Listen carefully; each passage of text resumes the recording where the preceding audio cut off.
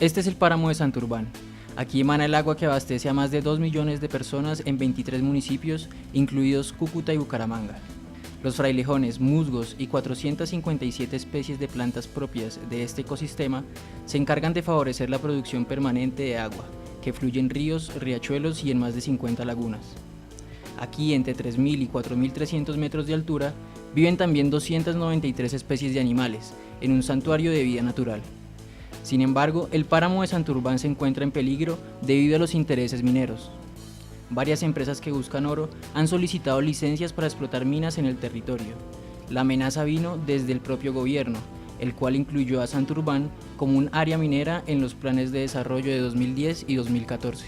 Frente a esta situación, un grupo de organizaciones sociales, campesinas y ambientalistas salió a la defensa del páramo de Santurbán, y en 2015 la Cumbre Agraria Campesina, Étnica y Popular presentó la demanda contra los planes del gobierno Santos.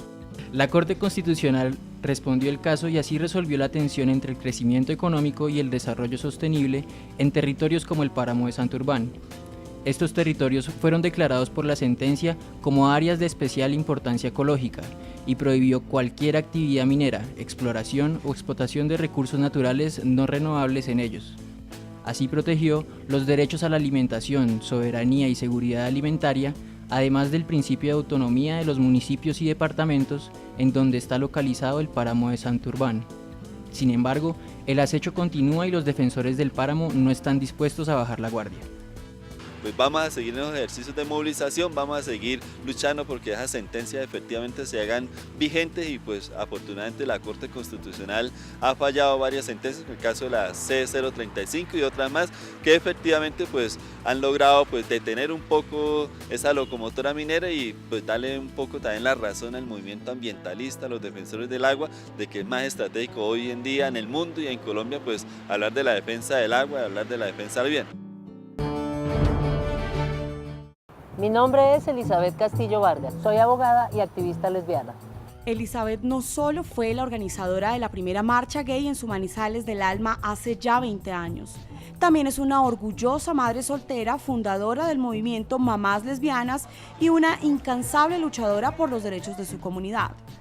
Por muchos años Elizabeth sostuvo una relación sentimental con su pareja, una relación que se quedaba solo en eso, en un amor privado, solo un noviazgo. No tengas de todo lo demás, nos olvidamos.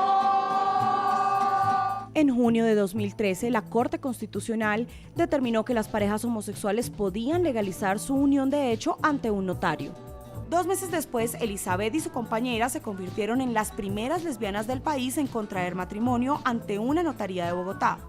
La Corte reconoció su derecho a ser legalmente una pareja y a gozar de las mismas prerrogativas que tienen las uniones heterosexuales. La labor de la Corte Constitucional de interpretar los alcances de los derechos fundamentales ha sido muy importante en la historia de los movimientos sociales en Colombia y particularmente de los que son tradicionales, de los que han tenido como una historia de discriminación. Todas las personas que pertenecemos a la comunidad LGBT nos hemos visto beneficiadas con los pronunciamientos de la Corte Constitucional en un sentido muy simple y a la vez maravilloso, y es igualdad. El reconocimiento de las uniones vino después de la protección de los derechos individuales de los homosexuales. Luego vinieron el reconocimiento pleno de los derechos patrimoniales y posteriormente la Corte Constitucional reconoció el derecho al matrimonio como tal y a la adopción de hijos. La crisis de la justicia golpea fuertemente la credibilidad en la justicia.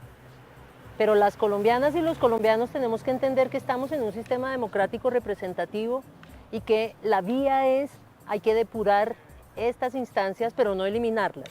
Hay que entender que tienen unas dinámicas que tienen que alejarse de esos manejos politiqueros en los que han ido cayendo, pero las cortes son muy importantes.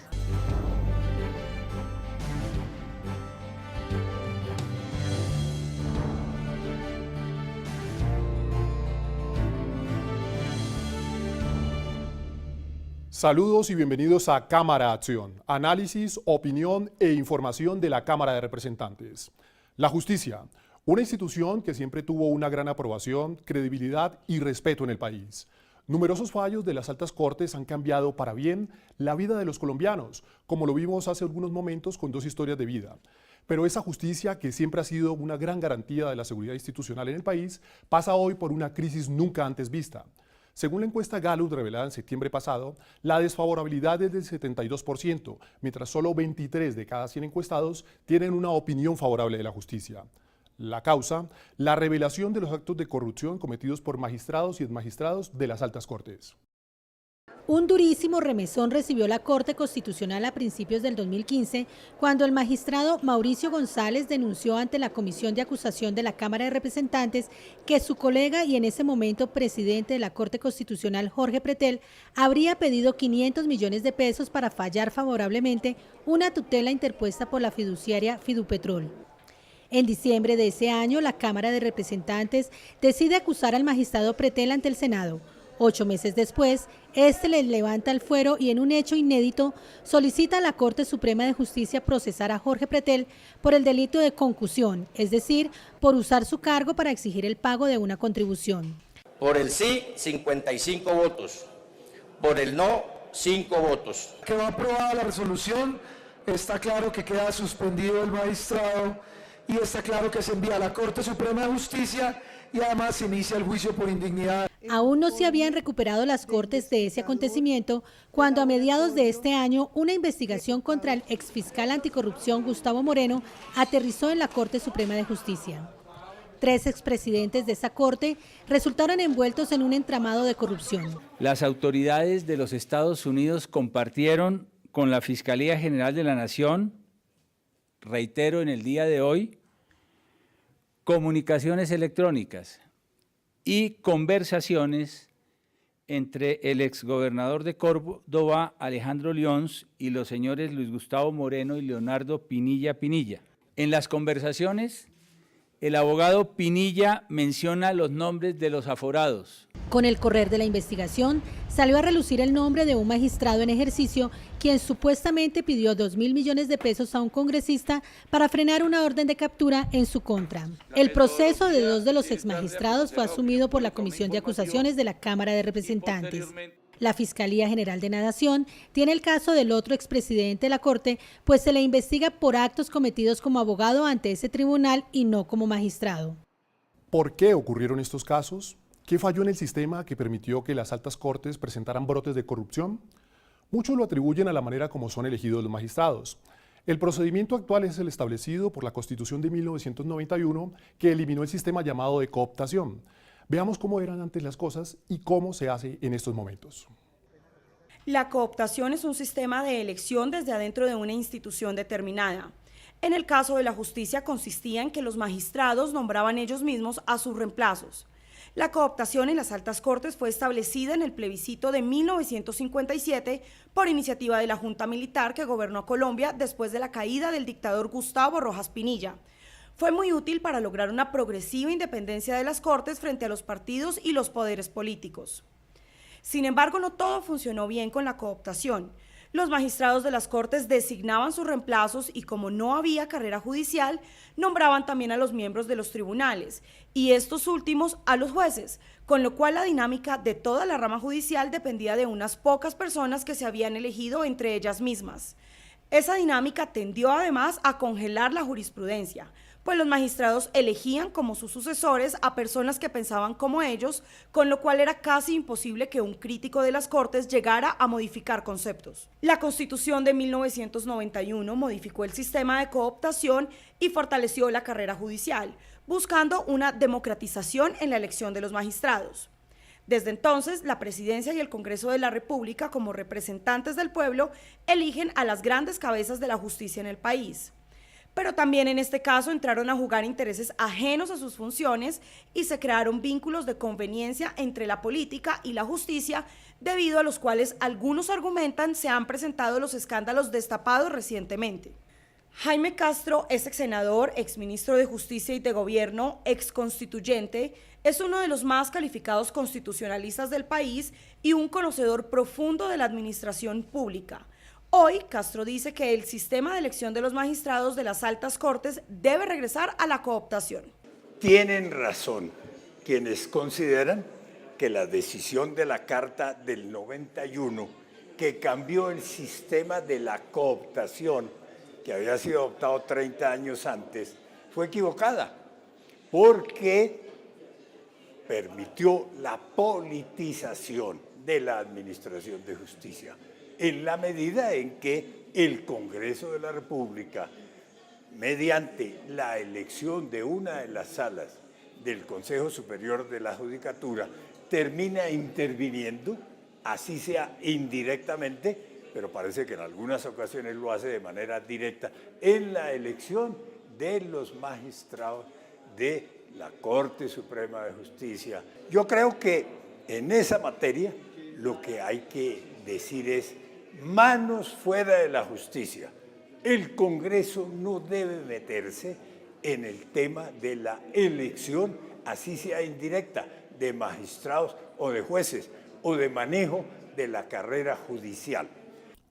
Una investigación realizada hace 4 años por el Centro de Estudios de Justicia de las Américas halló que Colombia es el segundo país en el mundo con el mayor número de abogados, superado únicamente por Costa Rica. En nuestro país, por cada 100.000 habitantes, hay casi 355 abogados. Los estudios de derecho, por lo demás, nunca terminan. Los abogados deben vivir en una permanente actualización de sus conocimientos debido a las nuevas leyes, decretos y normas que se producen constantemente. Pero, ¿tienen alguna responsabilidad las facultades de Derecho en la actual crisis de las altas cortes? En Cámara Acción hablamos con varios decanos quienes, con la mano en el pecho, nos dijeron lo que opinan. La corrupción en la Administración de Justicia no es nueva, pero ha alcanzado tales dimensiones que en opinión de muchos hay que volver los ojos a las aulas donde se forman los futuros abogados, jueces y fiscales de Colombia. Nosotros consideramos que las facultades de Derecho no deben entrar en el dilema de si debemos ser buenas personas o buenos abogados, porque sin lugar a dudas solamente se es buen abogado si se es buen ser humano. Según la corporación Excelencia en la Justicia, Colombia es el segundo país con más abogados del mundo. Hay más de 400.000 tarjetas profesionales de 100 facultades formales de derecho. La pregunta es, ¿por qué hay tanto interés en ser abogado en Colombia? Muchos estudian derecho porque son malos en matemáticas. Hay otra equivocación grande. Mi papá es abogado y entonces yo también quiero ser abogado. Y hay culpa del legislador, porque se expiden demasiadas normas, tenemos demasiadas leyes. Como hay demasiadas leyes, entonces siempre habrá lugar a interpretar la normatividad de una o de otra forma y casi siempre la persona va a requerir un abogado. Un análisis del Centro de Estudios Jurídicos de la Universidad Externado de Colombia reveló que la ética, la moral y los valores no son el fuerte en la formación de los abogados del país. Las universidades tienen mucho que hacer frente a esto, en el sentido de que deben preocuparse altamente por la preparación de sus estudiantes, pero no solamente la preparación de los estudiantes en la parte puramente técnica del derecho, que ya es importante, es fundamental, es cardinal, sino también en otras partes que es en la formación ética de sus estudiantes. La justicia en Colombia tiene muchas fallas y es posible que una minoría de abogados provoque parte de esos problemas. Para mí el problema no es que haya tantos abogados. Quizá el problema es que haya muchos abogados mal formados, muchos abogados con escaso criterio jurídico, muchos abogados con una formación ética deficiente o prácticamente inexistente, y esos abogados le causan mucho daño a la administración de justicia. En las facultades de Derecho se enseña que es mejor un mal arreglo que un buen pleito, pero los expertos creen que hoy se enfocan más en el pleito que en el arreglo y la conciliación. Veremos las 4 propuestas que han surgido desde los diferentes ámbitos para reformar la justicia. Comenzamos con la formulada por Ramiro Bejarano, abogado, columnista y exdirector del DAS durante el gobierno Samper. Bejarano propone una solución drástica, revocar a todos los magistrados, es decir, borrón y cuenta nueva. La fórmula propuesta por Ramiro Bejarano consiste en crear a una comisión de muy alto nivel para que reintegre las Cortes. Una vez reintegradas, estas estarán vigentes por 10 años, tras los cuales se volvería el sistema de cooptación. La primera objeción a la propuesta es que habría muchos justos que pagarían por pocos pecadores. Sin duda, pero yo creo que por encima de todo está el sistema, salvar la institucionalidad. Allá hay gente buena, hay gente decente, hay gente honorable que no está involucrada en estas cosas, pero esa gente está presa de un sistema. Eso solo traería que habría que nombrar unos nuevos magistrados, pero no hemos cambiado nada. Y yo considero que aquí en la Corte pues hay gente todavía buena. Y yo no le puedo decir a un inocente que se ahorque para acompañar a un culpable. ¿Qué sacamos reformando una institución perfecta si las personas que llegan allá no tienen el compromiso suficiente para querer mover la justicia y efectivamente impartirla, que es lo que esperamos todos los colombianos de nuestros magistrados, ¿no? Efectivamente deberían renunciar. Lo que pasa es que de nada sirve si los vamos a elegir sobre los mismos mecanismos que hemos tenido durante estos últimos años, en el cual el gobierno colombiano es el que quita y pone. Dentro de la propuesta de este exconjuez de la Corte Suprema de Justicia, de la Corte Constitucional y del Consejo Superior de la Judicatura, también se encuentra la necesidad de quitarle a las altas cortes las funciones electorales. Se ha vuelto una especie de directorios políticos, donde hay unas pugnas gigantescas por participar en la elección del procurador, participar en la elección del fiscal, en la del auditor general de la República. Bejarano también se muestra enemigo de la idea de reformar la justicia en asocio con las mismas cortes. Ese experimento ya se ha hecho y ha fracasado. Lo que hay que hacer es una reforma que no sea contra las cortes, pero tampoco de la mano de ellas, porque termina pasando lo que ha sucedido siempre, que terminen pidiendo favores, que les suban la edad de retiro forzoso, que les aumenten el periodo. Fíjese que la propuesta del ministro de Justicia ahora consiste fundamentalmente en que a los magistrados de las altas cortes el periodo que tienen hoy de 8 años se les aumente a 15. La segunda propuesta es la de realizar un referendo. Fue una idea que el Procurador General Fernando Carrillo entregó al presidente Santos. El mandatario la acogió y ordenó al ministro de Justicia, Enrique Gil, que se encargara de la organización. El gobierno incluso fijó el 10 de marzo para realizarlo. De todos modos, la idea no ha tenido mayor acogida, entre otras, porque el tiempo no alcanzaría. Veamos más detalles.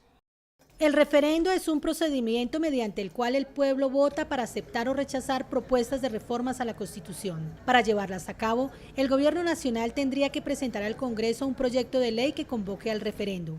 En el momento de realizarse, el ciudadano se le formularán preguntas para responder sí o no. Muy posiblemente estas preguntas girarían en torno a: primero, acabar los nexos entre la política y la justicia, quitándole a los magistrados de las altas cortes las facultades electorales. Segundo, crear un nuevo organismo que investigue y sancione a los magistrados cuando se presente el caso. Actualmente lo hace la Comisión de Acusaciones de la Cámara de Representantes. Tercero, crear mecanismos para descongestionar el sistema judicial que se encuentra desbordado. Para que una pregunta del referendo cambie la Constitución, se necesita que sea aprobada por lo menos por el 25% del padrón electoral. El padrón electoral es el total de personas aptas para votar que hay en un país. En la Cámara de Representantes, la propuesta de convocar a un referendo para reformar la justicia fue recibida con escepticismo. No comparto el mecanismo del referendo. Hay una vía natural y una vía constitucional, que es el Congreso de la República. Es el único camino que la Corte Constitucional le dejó a este Congreso y al país para poder refrendar instituciones. Esperamos que sea a través de referendo, que hoy sea el pueblo colombiano quien lo lleve a cabo. La reforma a la justicia debe ser una reforma analizada, estudiada, con cabeza fría, integral. Pues por buena que sea la propuesta, por ejemplo, del referéndum, me parece que no conduce realmente a lo que se requiere, porque habría que hacerle 5, 6, 7, 8, 10 preguntas que la gente, la inmensa mayoría de la gente los ve muy distantes. El mayor obstáculo para la opción del referendo para reformar la justicia es el tiempo. El mecanismo del referendo es un mecanismo muy interesante, pero tiene varias dificultades y se me hace muy largo. Primero, porque requiere primero el trámite de una ley previa aprobatoria de ese referendo en el Congreso y después de eso un proceso de socialización y de votación del pueblo colombiano, lo que a mi modo de ver puede tardar mucho más de un año. Toda esta logística difícilmente permitiría sacar adelante las elecciones para el 10 de marzo, fecha propuesta para llevar a cabo el referendo. Tercera propuesta, la convocatoria a una Asamblea Nacional Constituyente, que cambiaría no solo la justicia, sino otras instituciones vitales para el país. La constituyente reuniría a diferentes representantes populares a nivel nacional que asumirían la tarea de establecer las normas que a futuro regirían al país, dentro de las cuales estaría la organización de la justicia, es decir, crear una nueva constitución política para Colombia. La realización de una Asamblea Nacional Constituyente exigiría en primer lugar determinar las reglas de juego para elegir los constituyentes. Asimismo, requiere que se lleve a cabo una campaña pedagógica entre la población, tras la cual vendría otra campaña, la de los aspirantes que buscan ser elegidos para hacer parte de la Asamblea. Este proceso, más el tiempo requerido para que la Asamblea se posesione y comience a deliberar, tomaría cerca de un año. Así las cosas, y teniendo en cuenta que viene un pronto proceso electoral, la Asamblea Constituyente no alcanzaría a ser convocada y organizada por el actual gobierno. Dependería de quien llegue a ocupar la Casa de Nariño el próximo 7 de agosto. ¿Qué dicen los representantes a la Cámara sobre este camino para enderezar a las altas cortes? Las cortes siempre han querido mantener el status quo, los privilegios que los rodean, y han impedido que el Congreso adelante reformas estructurales a la justicia.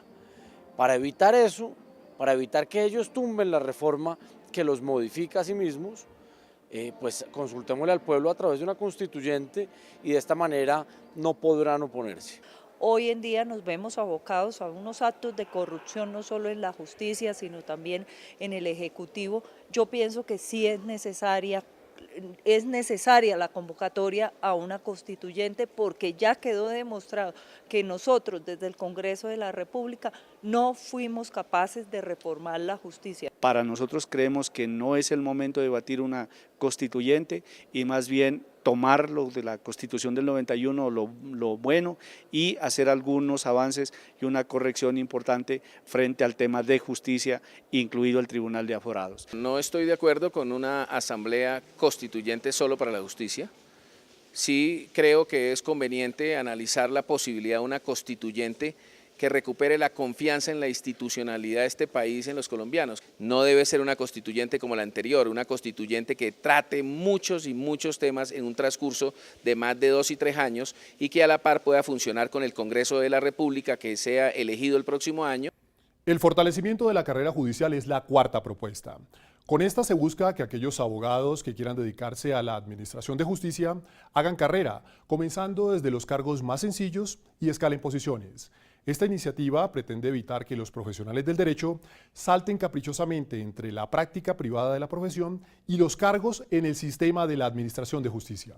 Colombia es un país con leyes casi perfectas, pero de nada sirven si no hay funcionarios judiciales competentes y leales que las apliquen. Los expertos creen que la mejor forma para tener jueces bien preparados y éticos es con un buen sistema de carrera y formación judicial. La carrera judicial tiene que ser el mecanismo idóneo para garantizar que vayan subiendo los candidatos en las distintas escalas, y cuando lleguen, no lleguen por amiguismo, por recomendación, por respaldo político, sino que lleguen a las altas cortes sobre la base de toda una carrera en la especialidad correspondiente. Si nosotros consideramos que debe hacerse una reforma a la justicia, y esta solo se limita a mirar cómo se eligen las personas y no cómo se forman, ¿sí? Y a mirar solamente cómo se designan los altos cargos, que es donde menos hay justicia, y no pensar en los jueces de proximidad, los que realmente tienen el contacto con el ciudadano,